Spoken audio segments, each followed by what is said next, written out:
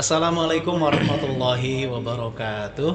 Waalaikumsalam Hai Sobat warahmatullahi Isdik, wabarakatuh. semuanya apa kabar? Semoga semuanya dirahmati Allah Subhanahu wa taala.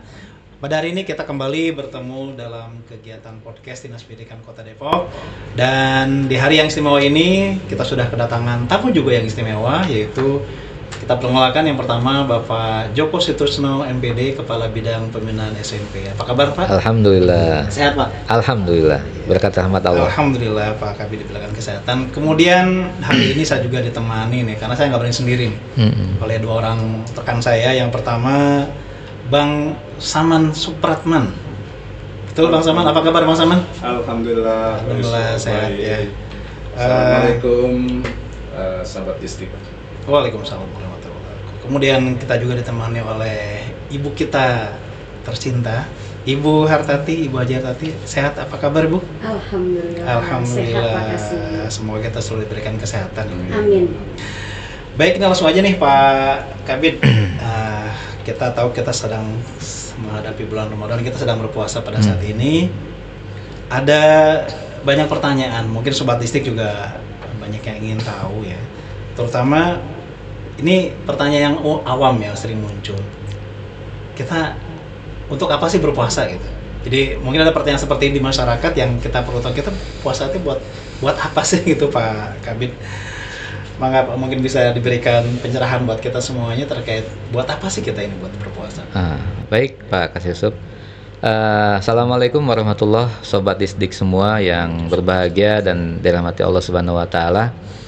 Alhamdulillah kita sudah memasuki bulan Ramadan 1445 Hijriah. Semoga Sobat Isdik dan kaum muslimin dan muslimat semuanya dalam keadaan sehat walafiat. Menjawab pertanyaan tadi dari Pak Kasiusub tentang untuk apa sih kita berpuasa.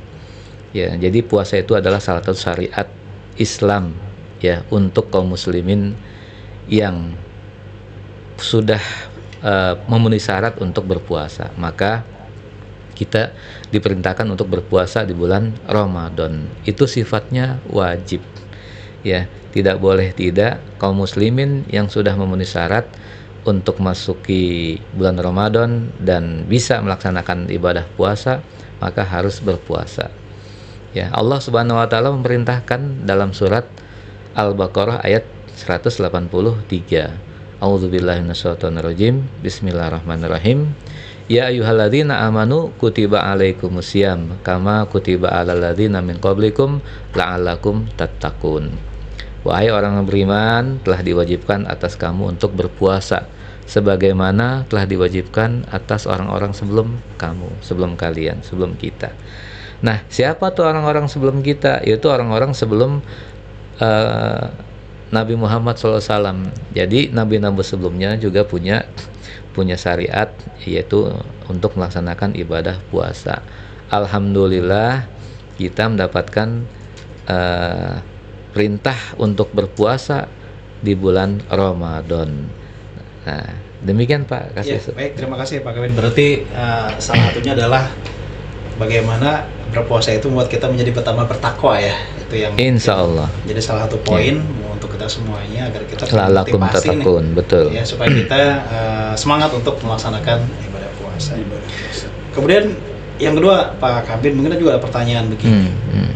Keutamaan bulan puasa bagi kita tuh apa sih Pak? Keutamaan bulan puasa ya. Ketemuan buat bulan puasa atau keutamaan berpuasa ya. Iya, keutamaan Baik. berpuasa. Jadi ya tentunya setiap syariat yang ditetapkan oleh Allah Subhanahu wa taala pasti punya maksud ya, dan maksudnya itu pasti adalah hal-hal yang baik. Jadi buat orang yang sudah memang sudah pantas berpuasa, sudah memenuhi syarat berpuasa ya, maka dia wajib melaksanakan ibadah puasa. Karena apa? Karena ya keutamanya sangat banyak ya. Kita seperti orang yang kedatangan tamu, tapi tamunya ini bawa hadiah yang cukup banyak ya. Kebayang nggak misalkan oleh Bang Saman, oleh Mah Haji, oleh Pak Yusuf sendiri misalkan, ketika ada tamu dari jauh ternyata ya mereka bukan hanya tangan kosong, tapi ternyata bawa semacam hadiah-hadiah yang kita sukai lagi. Misalkan Bang Saman lagi suka apa nih? Ya, misalkan ingin roda 4, dia datang dengan roda 4 dan ingin diberikan oleh tamu itu kepada kita. Tentunya kita sangat senang. Nah, Allah Subhanahu wa taala juga menetapkan bulan Ramadan sebagai ya sarana untuk kita berpuasa ya selama sebulan penuh, tentu memiliki banyak keutamaan. Ya, keutamaannya kalau dari sisi ya dilihat dari sisi pahala luar biasa, karena ya orang yang berpuasa di bulan Ramadan itu dilipat gandakan pahalanya, ya tidak seperti bulan-bulan yang lain. Ya, kalau seperti bulan yang lain ini diberikan kelipatan hanya 1 kali, tapi di bulan Ramadan itu bisa lebih dari itu. Ya, karena Allah Subhanahu wa taala dalam hadis qudsi, ya Rasulullah SAW bersabda, ya kullu amal ibni Adam lahu, ya sesungguhnya atau setiap amal anak Adam itu untuk dirinya, ya illa siyam, kecuali puasa, ya kecuali puasa, ya fa innahu li, ya wa ana ajzibih, ya. Jadi Allah Subhanahu wa taala berfirman nih, yang diucapkan oleh Rasulullah SAW ini berarti hadis qudsi, ya, bahwa ya setiap amal anak Adam itu untuk dirinya kecuali puasa. Ya, puasa itu untukku, kata Allah Subhanahu wa taala. Ya, dan aku yang akan memberikan balasan. Nah, kalau sudah untuk Allah, ya, dari hambanya, maka Allah Subhanahu wa taala siap untuk memberikan pahala yang berlipat ganda. Ya. Nah, coba misalkan orang yang baca Quran, ya Bismillahirrahmanirrahim, baru baca basmalahnya saja itu ada di sana sekitar 19 huruf, ya. Tapi ketika kemudian dibaca di bulan Ramadan, yang tadinya kita hanya dapat 10 kebaikan kalau kita bacanya tartil, ini bisa dilipat gandakan lebih, bahkan sampai 700 kali lipat. Itu dari sisi pahala. Kemudian dari sisi yang lain, misalkan ya kita akan diberikan ampunan dosa kita dari bulan Ramadan yang lalu ke sampai bulan Ramadan yang sekarang, itu akan diampunkan oleh Allah Subhanahu wa taala. Mau nggak kita diampuni dosanya? Karena karena kita nggak mungkin seperti malaikat nggak melakukan kesalahan, pasti kita melakukan kesalahan pernah. Apakah kita melalaikan waktu sholat, ya entar-entaran gitu, atau kita misalkan sedikit melukai perasaan orang lain, ya kita nggak sadar lewat lisan kita, atau dengan keluarga kita pernah keluarga kita jengkel sedikit gitu, ya itu lumrah gitu, namanya manusia. Kita adalah kumpulan manusia, ya yang pasti pernah khoto' wa nisyan, pernah melakukan kesalahan dan lupa. Ya, kita bukan malaikat. Ya, karena itu Allah membuat syariat yang menguntungkan manusia, yaitu Ramadan. Adanya Ramadan ini kita diperintahkan untuk berpuasa, ternyata buat kita juga gitu. Ya. Baik, terima kasih Pak Kabid, luar biasa ini. Jadi ternyata kita di bulan Ramadan itu berlipat ganda, ya. Namanya pahala yang diberikan Allah kepada kita. Jadi tambah semangat nih sobat ini semuanya untuk kita melaksanakan ibadah lebih kencang lagi, lebih banyak lagi di bulan Ramadan. Kemudian ini saya ada bawa teman nih Pak Kabid, izin. Kayaknya mereka juga pengen punya pertanyaan ini, kayaknya gitu ya, dari tadi si nyolek saya. Mungkin Bang Saman punya pertanyaan lain tadi selain yang saya tanyakan tadi. Silakan mungkin Bang Saman, silakan. Terima kasih. Assalamualaikum warahmatullahi wabarakatuh. Waalaikumsalam warahmatullahi wabarakatuh. Sahabat Istik yang berbahagia. Mungkin apa yang saya tanyakan merupakan perwakilan dari rekan-rekan kita sahabat Istik, pemirsa sekalian, terkait dengan apa sih implikasi puasa itu sendiri bagi masyarakat. Jadi kalau kita lihat bukan sebagai masyarakat muslim, mungkin non muslim pun ada yang menjalankan puasa, dan kita bagi yang muslim dan khususnya sahabat Istik, implikasi yang paling pokok ketika kita melaksanakan puasa. Begitu Pak Kabid. Kehidupan sosial kali gitu. Dalam kehidupan sosial, kehidupan sehari-hari. Implikasi orang yang berpuasa ya terhadap kehidupan sosial ini luar biasa Bang Saman. Kenapa? Karena yang namanya puasa Ramadan itu adalah pendidikan yang paripurna dari Allah Subhanahu wa Ta'ala. Kenapa dibilang paripurna? Nggak ada pendidikan di dunia ini yang punya implikasi luar biasa, yang punya dampak luar biasa, bukan hanya buat dirinya sendiri, tapi juga buat lingkungan sekitar, ya, terhadap keberadaan orang-orang yang berpuasa. Buat diri sendiri, mau lihat dari sisi apa? Semuanya pasti dapat. Mau lihat dari sisi kesehatan, dapat, ya, betapa banyak, ya, orang-orang medis, ya, dokter yang menyarankan ketika ingin operasi puasa dulu, ya kan, ketika ingin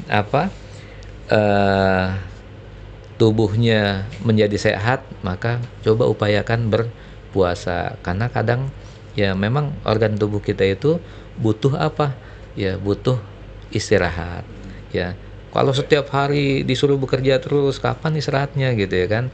Lalu kemudian dari sisi kejiwaan, orang yang berpuasa ini akan mampu menahan segala macam bentuk hawa nafsu. Makanya Rasulullah ya dalam sebuah kesempatan mengatakan bahwa yang namanya puasa itu adalah kita sedang berada di ya situasi perang, ya. Bahkan lebih dari itu. Karena apa? Kalau perang kita hanya ya menahan ya hawa nafsu sedikit, ya, untuk melawan musuh, tapi ini melawan bukan hanya musuh yang di eksternal diri kita, tapi juga di internal diri kita. Kita punya kebiasaan-kebiasaan yang gak bagus, di bulan puasa kita bisa menahan itu, ya. Lewat apa? Bisa menahan nafsu atau syahwat lisan, ya, syahwat farji, ya, atau seksual, maupun syahwat yang lain, keinginan-keinginan yang kalau kita nggak puasa itu bisa bisa muncul. Tapi di bulan puasa orang melaksanakannya, maka dia akan mampu menahan hal-hal yang sifatnya negatif. Tentunya kepada kehidupan sosial di sekitarnya, ini akan berdampak kepada apa? Yang pertama, orang akan bisa merasakan, oh ternyata lapar itu seperti ini ya. Berarti orang-orang yang nggak mampu gitu ya, orang-orang yang makannya sehari mungkin sekali atau 2 kali, mereka pasti menahan lapar. Nah, kita bisa merasakan orang yang nggak mampu itu ya, ketika lapar kita juga ikut lapar. Padahal apa, di rumah kita banyak makanan, tapi apa, karena kita dikondisikan untuk tidak puasa, untuk berpuasa, maka kita menjadi ya menahan apa, kemauan untuk makan makanan yang enak-enak yang ada di kulkas, minuman yang enak-enak yang udah biasa kita beli.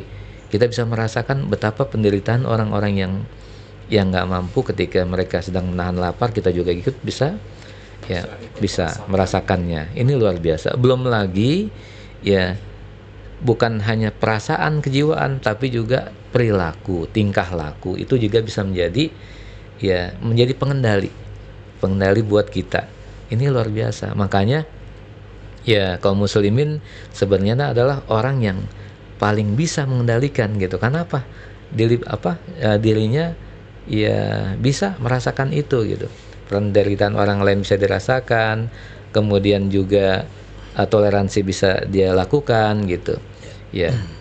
Itu adalah implikasi buat kehidupan sosial bagi orang yang berpuasa, dan juga dirasakan oleh orang-orang yang lainnya yang di sekitarnya. Baik nih, Bang Saman terjawab ya seperti pertanyaannya ya.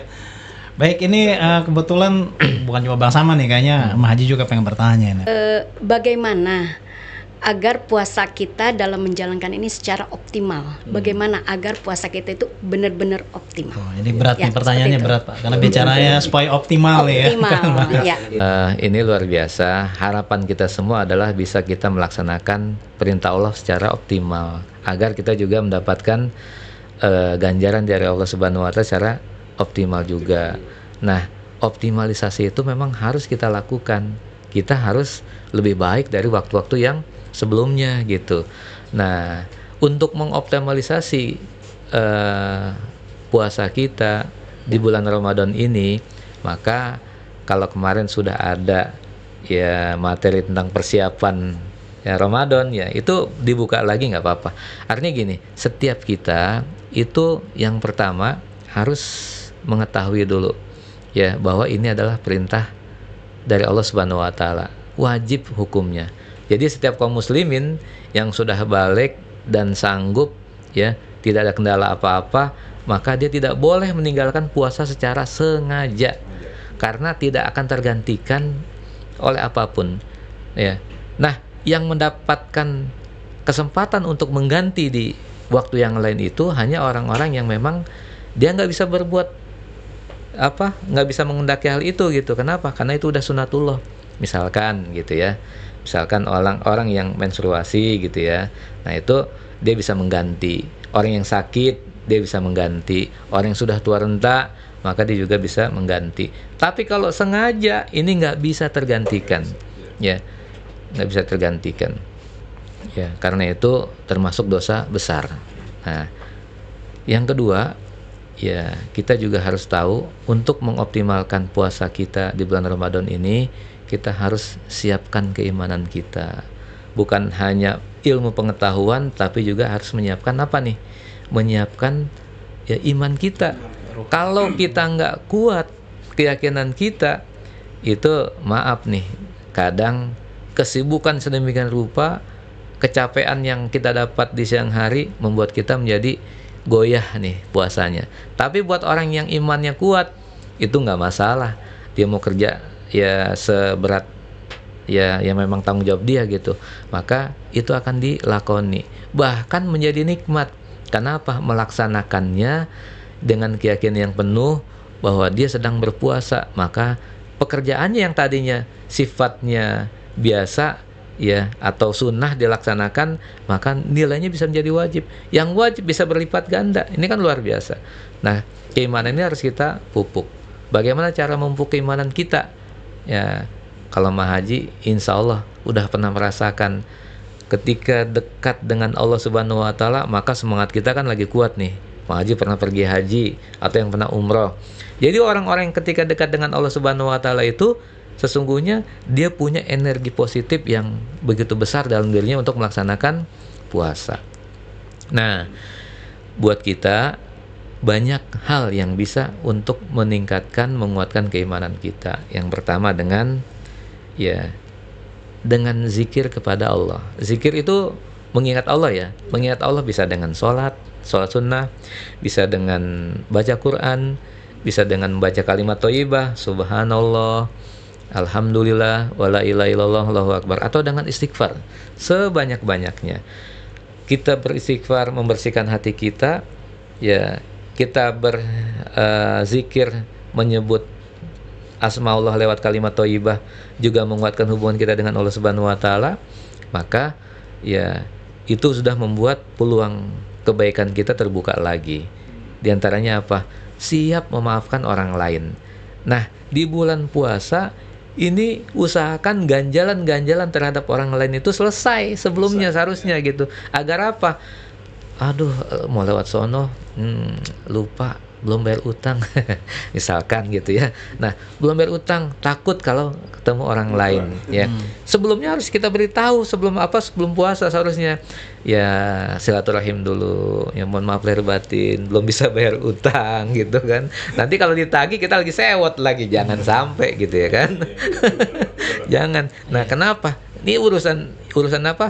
Tadinya urusan sosial gitu ya, tapi ketika nggak diatasi gitu ya, memang sih kita lagi kuat, mudah-mudahan nih Ramadan dia bisa, nggak boleh gitu juga ya, dia bisa memaafkan iya, tapi kalau ternyata dia lagi butuh, ntar dicolek juga sedikit ada nggak gitu. Nah itu kan repot juga. Nah yang begitu-begitu ya harus kita coba siasati. Yang berikutnya adalah ya kalau orang lain yang melakukan kesalahan kepada kita, kalau tadi kan kesalahan kita kepada orang lain ya, ya kita yang harus minta maaf. Nah sekarang orang lain kepada kita harus memaafkan.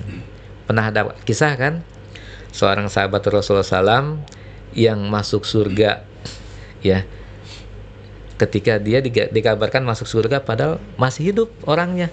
Enak nggak kalau kayak gitu? Dikabarkan oleh Rasulullah SAW dia adalah ahli surga, padahal orangnya hidup. Ya, jadi Rasul dengan para sahabat sedang kumpul-kumpul nih. Lihat sebentar lagi akan ada ahli surga lewat. Benar, ya Rasul, benar, coba lihat. Nah, oh ini, iya. Sobat itu akhirnya ada yang kemudian menemui orang itu di rumahnya. Nah, di rumahnya. Bahkan minta diizinkan 3 hari, coba. Nggak boleh lebih 3 hari ya kalau kita lagi namu ke orang lain ya. Nah, untuk apa? Ya, orang itu ya ingin dilihat apa sih keistimewaannya. Ternyata sehari, 2 hari, 3 hari nggak ada keistimewaannya, biasa-biasa aja sama dengan dia gitu. Tapi sahabat ini yang penasaran, dia nggak dijanjikan oleh Rasulullah SAW sebagai ahli surga, tapi ke orang lain gitu. Akhirnya dia penasaran, ditanya, ya saudaraku, apakah yang menyebabkan engkau sebagai ahli surga? Amal-amal apa sih yang istimewa darimu gitu? Ya kata orang tadi bilang, ya seperti yang kamu lihat selama ini 3 hari. Ya, ada nggak yang istimewa? Ya, kayaknya biasa aja gitu. Lah, ya udah, emang begitu. Pasti ada sesuatu. Coba deh tolong disampaikan gitu. Ternyata akhirnya dia nyampein. Dia bilang apa? Sebelum tidur ya, dia selalu memaafkan kesalahan orang lain pada hari itu. Masya Allah.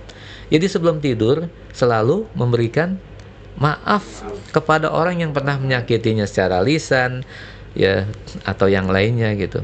Dan itu udah mengenalkan orang lain. Masya Allah. Ini yang membuat apa? Dia diampuni dosa-dosanya. Kan sebenarnya kan simple gitu ya, memaafkan orang lain. Nah, mudah-mudahan Allah ridho kepada orang-orang yang memaafkan orang lain, apalagi di bulan Ramadan, sehingga Ramadannya bisa optimal gitu Mah Haji ya. Nah, jadi selain menambahkan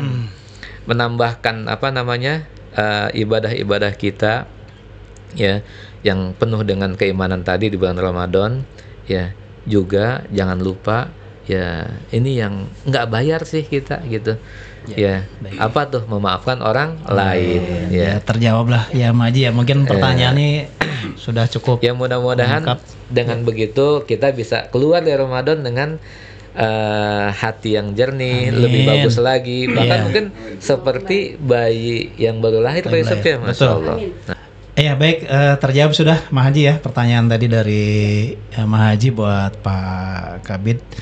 Ini kebetulan kita di bidang SMP nih Pak Kabid nih, mungkin kita perlu sapa-sapa teman-teman kita yang di bidang SMP. Monggo Pak Kabid.